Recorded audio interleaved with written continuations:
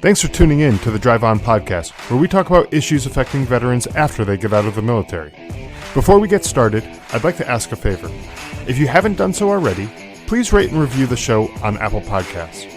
If you've already done that, thank you. These ratings help the show get discovered so it can reach a wider audience. And while you're there, click the subscribe button so that you get notified of new episodes as soon as they come out. If you don't use Apple Podcasts, you can visit driveonpodcast.com/subscribe to find other ways of subscribing, including our email list. I'm your host, Scott DeLuzio, and now, let's get on with the show. Hey everyone, today we are wrapping up a three-part series with my guest, Lynn Christian. And if you haven't done so already, go back and take a listen to the last two episodes, which are episodes number 40 and 41. In those episodes, Lynn gives us a little background about herself and her company, Soul Salt. We talk about knowing your core values and why knowing them is important. And we also talk about reinventing your career, which is something I think that many veterans are familiar with after transitioning from the military life to civilian life. So again, if you haven't listened to those episodes, go back, give those a listen, and then come back and listen to this one. So Lynn, welcome back to the show. Thank you. It's my pleasure. All right. So today we're going to talk about how to live a successful and formidable life. And no pressure here, Lynn, but I expect everyone who listens to this to instantly become an overnight success. Okay. No pressure. No, I'm just kidding with that. I think we all know that we need to put in the work to become successful. Right. And any one podcast episode isn't going to push us over that edge, but hopefully we can lead people in the right direction. So let's start off with the basics. What are we talking about when we use the words like successful and formidable? How would you define those two words in this context? Boy, let's start with successful, because that is something that I feel should be up to each individual to define what successful is. However, I'm going to pull from some research from Quinn and Quinn from 2002. Let me read something that they said. And instead of successful, they use a different word. You'll hear it almost immediately. They say being extraordinary does not necessarily mean obtaining a position of honor or glory, or even of becoming successful in other people's eyes. It means being true to self. It means pursuing our full potential. That's Quinn and Quinn from 2002 in affiliation with reflected best self portraits that were studied at Harvard Business School and the University of Michigan Business School. And I seem to gravitate to this because my personal opinion, Scott, is that being extraordinary means being successful in your own eyes. And the bottom line to that is, I believe, how much of your life did you live being true to yourself? And I even encourage people to define what success is for them. At one point, I defined success as at the end of my life, I'll ask, how soft did my heart remain and how open is my mind? And those will be metrics that I'll use to decide how successful I was. So I would encourage the audience to take the liberty to define success on their own terms and consider having part of it mean how much time they spend being true to themselves. And also, I recognize, I was thinking about your audience this morning. I was out on a hike, and I was thinking about coming in and talking to you. And granted, there'll be some people listening that will understand this next part I'm going to say. There are times in our lives when we feel less clear, when we don't feel as motivated. And in those times, perhaps we look at someone that we feel is successful or someone that we have a connection with, like we did in our very first discussion together. And we allow them to give us ideas of what success might be. And we give them ideas of what it might look like to have some guardrails from someone else for a while if we haven't defined it for ourselves. Mm-hmm. And then eventually define it for ourselves. And the word formidable to me is really at the root of why people call other people a badass now, or they used to call people a rock star. I think it's when we find pieces of ourselves that we can emulate in our actions that make us enlivened, enlarged, and vital in terms of character and principle and action. How's that?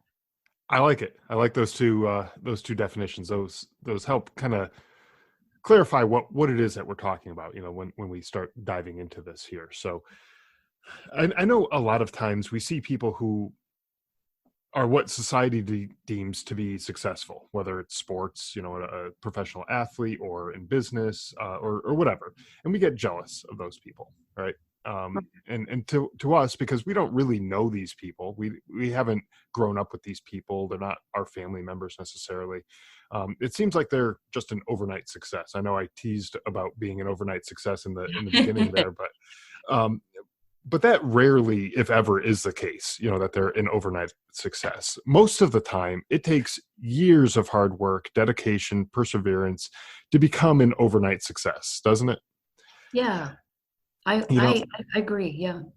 yeah, absolutely. And so what is the key? What is the secret sauce, if you will, that allows someone to be successful, to become one of these, quote unquote, overnight successes, where they, where they put in the work and they eventually get there? What is one of the keys to getting into that?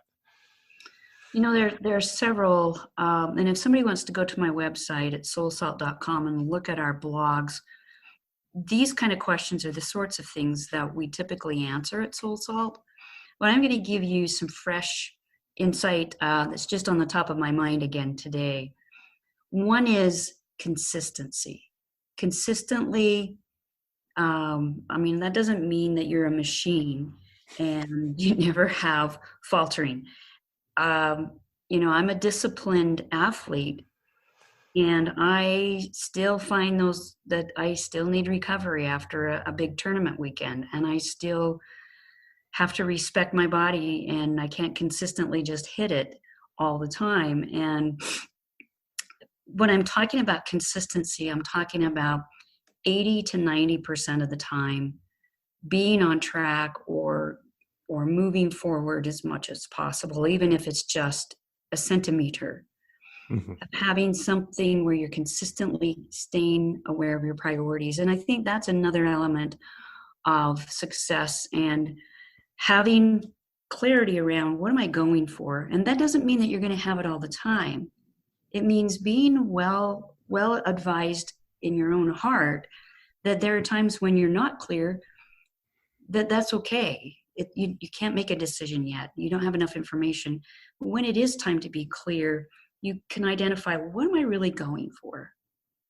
And once you've identified that, I think it's always important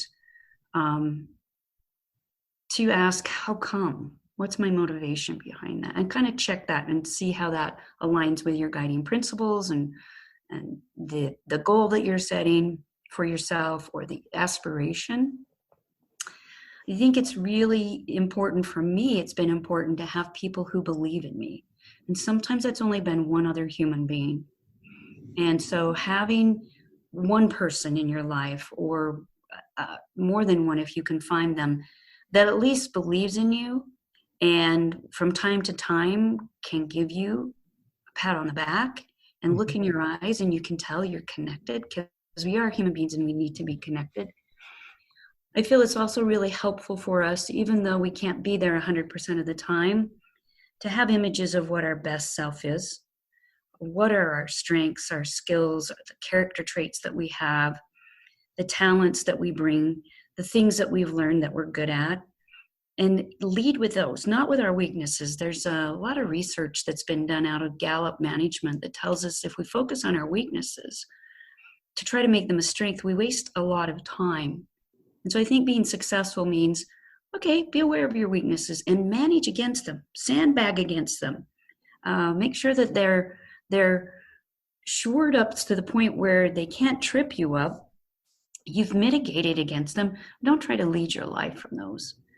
And then also having a means for focusing, because maybe we know what we stand for, maybe we know what our strengths are, but if we can't manage our focus, we really don't meet our priorities head on. So this is just kind of a top level, um, almost strategic look at success. Right. Yeah. And so I read a book last year. It was called Atomic Habits, which I'll link It's to for anyone a who wants great to book. know about that. I'll link to it in the show notes. But one of the ideas that the book tries to get across is that you don't try to achieve something instantaneously, right? And this, I Right. think, goes along with what you were saying earlier, where it's kind of incremental achievements. So instead of achieving something instantaneously, like that overnight success that we might have seen, in either in the news or whatever, instead you take small steps to get to where you want to be. So if you just get 1% better at something or work to get 1% closer to your goal each day, you'll eventually achieve that goal. It's like sort of with dieting, for example. You may want to lose 50 pounds, but you can't expect that all that weight's going to fall off right away just because you had a salad and bike to work that day.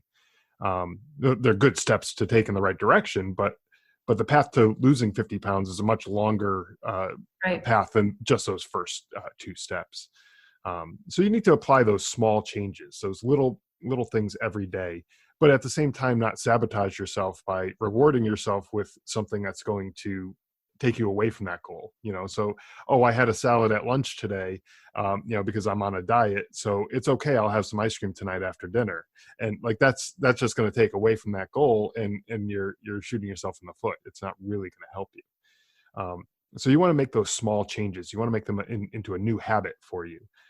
Make them a part of who you are and what you do. You start to think of yourself as the person who eats a healthy lunch, and Yes. the person who takes the stairs instead of the elevator, or something like that. And they'll help you to stay on the path to whatever your goal is.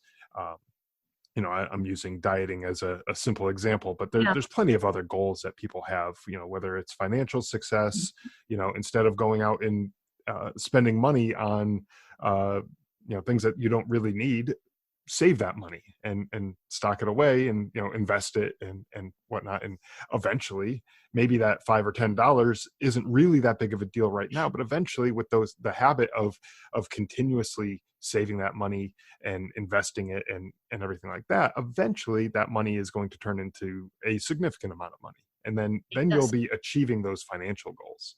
That's um, it. you know That's that consistency. Yeah. And Clear, that book, James Clear, I think is his name, that wrote Atomic Habits. yes. One of the things that I'm currently implementing from that book is the 1%. If you just, like with my fencing, Hmm. I'm just working on getting 1% better at, say, my flush, or 1% better at a defensive move. And what the statistics and the research in his book indicate, 1% better each day, by the end of the year, you've improved by 37% overall. Uh, and that's that consistent, persistent, like you said, one way to do it is to not say, I'm going out running, but to think of yourself as, I am a runner. To Right. not say, I'm going to invest, or I am investing, but to say, I am an investor. And just the words that we use are critical to our success, because they're not just things, they literally hold that. When we tag a word that works for us, as we talked about in the first interview, it can hold deep meaning for us. And so finding what we call ourselves is sometimes just as important as what we're doing. Right. Yeah. I mean, someone who, like you said, someone who thinks of themselves as a runner is going to be much more likely to wake up in the morning and put on the running shoes and go for a run, and then someone who just says, "Oh, this is a thing I have to do because I want to lose weight or whatever." Um, so what you think of yourself is much better than trying to force yourself into any particular uh, goals or anything like that. So so it really does help the mindset, and working that 1% to get 1% better each day really does help.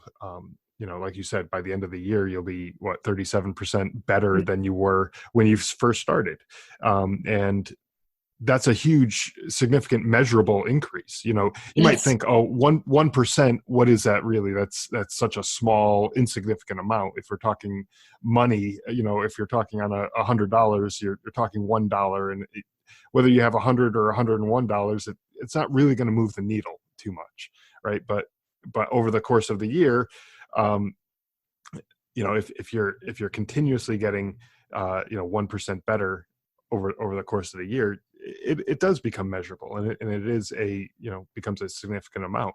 And then we're not even into year 2 yet, Right. if you keep up with this, because eventually this becomes a part of who you are.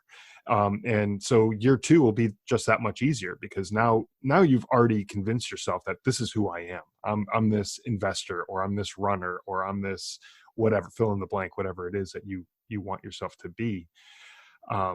And so year 2 is just going to be that much easier. I did this it's really a mind game, really. But I did this with myself a couple of years ago, where I wanted to challenge myself to do 50,000 push-ups and sit-ups over the course of the year. Wow. And so obviously, if I thought of it as a big chunk and like just doing 50,000 today, it wouldn't have happened, and I would have quit with my arms feeling like limp noodles, and I just wouldn't have done it. But what I did was I broke it out, and I divided out, how many days I was going to, plan on doing this. And I figured out how many I needed to do each day. And it was a small goal that I had to hit every single day. But then when I first started doing it, it was difficult. Like, I never really wanted to do it, but I said, this is my goal, so I'm just going to force myself to do it. But then eventually I started thinking myself as a person who wakes up in the morning and just does this every morning without fail. It didn't matter if I was not feeling all that great, or if I was tired because I was up late the night before. I just did it no matter what. And then afterwards I felt good about achieving that one little goal, which helps me move on to achieve that big goal, Right. which I eventually did hit. But I wouldn't have hit it if I didn't meet all of those little tiny goals. So Yeah. It while is 1%, incremental. yeah, it is. Yeah, well, 1% doesn't seem like it's going to move the needle at all. It actually could be a big have a big impact. Yeah. Yeah. I've talked to addicts. I've actually coached people who are post addiction, not actively addicted. And one of them in particular said for 5% of every hour she was sober, meaning maybe she wasn't drinking or she wasn't taking drugs. Hmm. And eventually she extended that to 10%, and then more and more per hour until she could go a full hour without partaking, and then more. And she was at the point where she was killing herself. Yeah. And I don't think we can downplay the huge effect of incremental little things. In fact, I just did the math. I know I probably, just looking at some of my training regime, I probably get close to 5,000 to 6,000 push-ups a year. 30 at a time, 3 days a Hmm. week or something. And that's not even when I'm like in the gym and maybe we have to stop, drop, and do 10 push-ups. And I'm thinking 50,000. That's quite an accomplishment. That's quite an accomplishment, Scott. Yeah, it was. What I ended up doing was 150 per day, every day except for Sundays. So I would take Wow. off Sundays just to give my arms a little rest. Um, but then every day I would just do 150, and it worked out that I came in right around Christmas time that I was hitting that goal. So um, Amazing. and of course, like anything, you're going to have setbacks. There's going to be some days where you just don't, because you have a early morning appointment and you can't make it on your normal schedule or whatever, and so you Right. don't make that goal that day. But that's okay, as long as you get back on track. The next day, you never want to miss more than one in a row. One day in a row or whatever. So I um, agree. I agree. That's the consistency of getting right back to it, right? Yeah, exactly. Yeah. Now, how does being formidable play a role in somebody's success? What you kind of defined it earlier as what makes someone a badass or a rock star. The way people might think of those types of people. But how does being formidable is that like the grit that goes into the determination? What is it that goes into being formidable that plays a role in that person's success? That's a good question. And I can only answer in my own frame of reference. And again, people who had listened to the very first recording where I talked about we do have a tagline about supporting people to be their own version of a badass, but we didn't think of that. Somebody else saw what we were doing and commented on it. So you're asking a question about a word that obviously I didn't make up.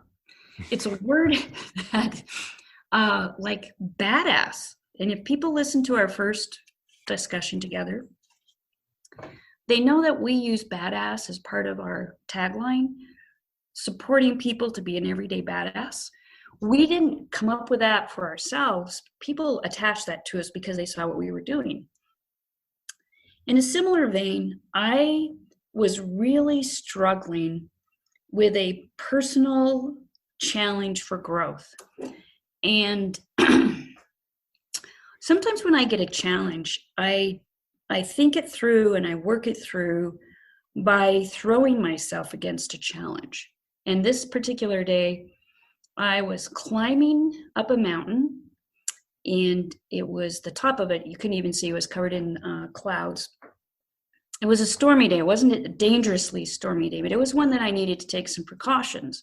But I still knew I needed to summit, and I needed that challenge to work out in my head and my heart the turmoil that I was trying to metabolize. And something came to me, and it was almost poetic, a narrative. I wrote it down. I took a picture of what it looked like around me. And when I came down off the mountain, I think I posted it on Facebook. I don't even think Instagram was around at that moment. And one of my followers who has fought an MMA fight, she's a well-known scientist right now, couple of PhDs, just a wicked smart person I have deep respect for. She commented and she said, "Lynn, you're just simply formidable." I was like, oh, what is that word? What does it mean? So how I define that is there's a place inside of all of us that has a combination of resilience, a combination of being willing to do the right thing even if it's hard, an ability to let your character lead even when it's not popular, and to be so solidly planted in who you are in that moment and what you're going to do, and that you're undaunted. You will do it. To me, that's experiencing a formidable moment. And I believe we all have the opportunity to feel that. I don't know if we can feel it all the time, nor should we. I don't know the answer to that. Mm. But I believe that each person, even if you're hearing my voice right now, and inside of you, you know there is something about you that is formidable, that can be undaunted, that is stronger than nails, and has wisdom blended with it, and deep character. To me, you're touching on your own formidable self.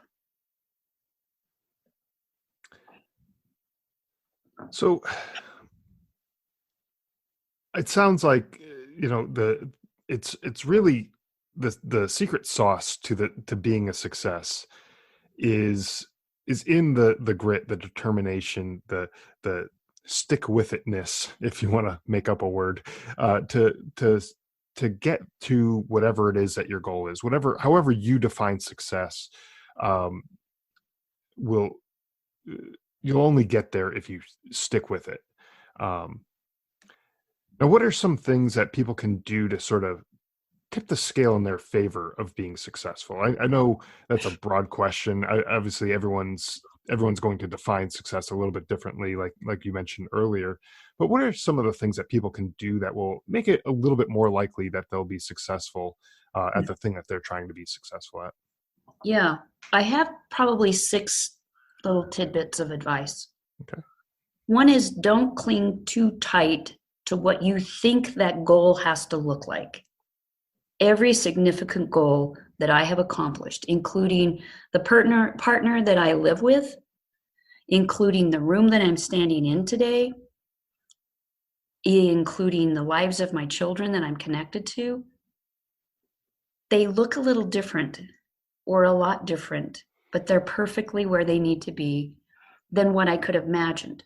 So I had more directional aspirations than directive, if that makes sense. Yeah. So like one part, it's 50%, you focus on it and you stay in tune with that vision that you have, and it's 50% allowing the universe or your higher power or some other force that's bigger than you to co-create with you something better than you could have come up with on your own. Right. So I feel like even what it is you're going for doesn't need to be held on to too tightly. That's one. Mm-hmm.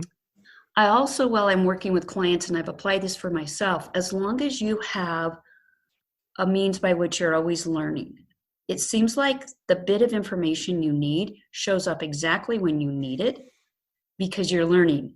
And I see you nodding your head and going, yeah. You're like, oh, I just needed to know that. How did Mm-hmm.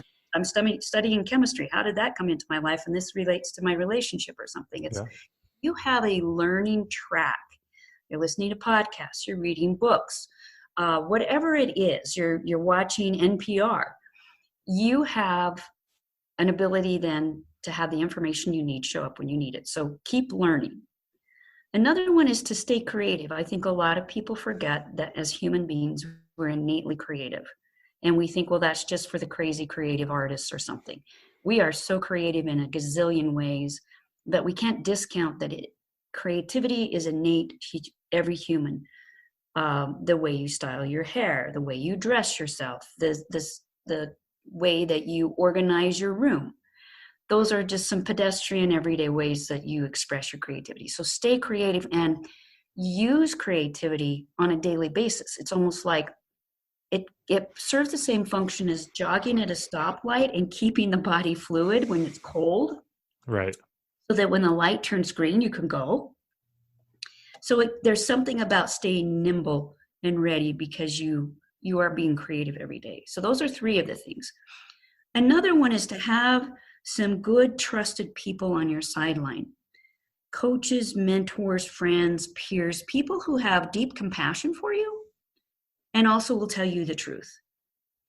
Because we can get stuck, and I use this term, no one else has to understand it, but I think you'll get the gist of it. We can get stuck in our own navel lint, our own narrow view that's dark and damp and can grow things that are not healthy if we leave it to its own devices. So having outside insight can whack us on the side of the head just when we need it and get us out of tunnel vision. So having that. The next one is be willing to take a few risks. They can be tiny risks, they can be big risks, but we all have to stick our neck out a little bit to have a successful life. We have to risk something. And then finally, it's the topic you and I have been talking about. Don't give up. Persist. Don't give up. Persist. I wasn't planning, not to be political, we're in an election year. I wasn't planning on voting for Elizabeth Warren, but just this week, she dropped out of the presidential race. And I was curious to listen to her because she seems to me to be somebody who at one point was actually leading her ticket, and now she's out of the race. And I'm kind of curious about what she would say about why, because you and I have talked about persistence, and she seems so persistent. And so as a study in human dynamics, I wanted to listen to her interview. And I have respect for people who are trying to ameliorate our political system. And I think maybe she had some ideas. But listening to her character come forward, what was most interesting was she said, I still have beliefs and things I stand for. And even though I'm not in the presidential race, I'm going to work toward those. And I thought, that's the persistent you and I are talking about. The big prize, that big thing that she was going for, is not going to be hers. It's just not. She didn't get that support. And the people said no. And yet she will say yes to her cause. To me, that's what we're talking about with Formidable. It doesn't matter which vantage point you have politically. There are some really good people out there trying to help us find our way through this trying time. And we need the Formidables. We need anyone who's going to be persistent to say, I'm not going to give up. And so that I'm not going to give up is what we all need. If it's our aspiration for a certain job, if it's our aspiration for a better relationship, if it's our aspiration to be a better parent, if it's our aspiration physically or financially, don't give up. Don't give up. Yeah, I like how you laid that out in six kind of a 6-step process, or 6 different things that you can do to kind of tip the scale in your favor in terms of being successful. But I especially I want to go back to the first one. I especially want to talk about that where you said, like, don't cling to a goal. Don't just hold on to something, because sometimes you might find out that you're doing something and it's not really what you're good at, or what you maybe even what you want, because your goals can change over time. Your definition of success can change over time. You might, when you're young, you might think, getting a good job, making lots of money, buying a fancy car and all this stuff might be your definition of success. And, that could be debated whether or not that's actually successful, but that might be your own individual definition of success. But then, along come kids, and then that definition of success is all of a sudden going to change, because you're now not just in it for yourself, you're in it for your whole family, and trying to make sure that they're happy and successful and getting the things that they need. So success to you might look differently at that point. So it's interesting. I like that, not clinging to a goal. You might try something and just find out that it's not for you. And Yeah, not and the right. if you keep trying to nail that square peg in a round hole, it's not going to work. And you can keep pounding it until you're blue in the face, but it's just not going to work out. So it's I guess it's okay to just have the liberty to be able to change what your goals are, change what your definition of success is, and not feel like you failed at something because you tried. You Right. tried whatever that thing is, and going back to the presidential campaign, she tried, You and try. just Yep. just turned out that it wasn't in the cards for her, and that's something that's out of her control at that point, because that's an especially tricky thing to be successful at, because you can do all the things that align with your core values and all the things that you believe in. You can do all of those things, but ultimately it's up to the voters to decide. So that's a tricky one to be successful at. And hats off to the people who are successful, because that's a Right. lot of work, and that's not a job for me. That's not You won't Right. be seeing me in politics anytime soon. Neither myself. They really put their neck out, and it's a it's a crapshoot at times.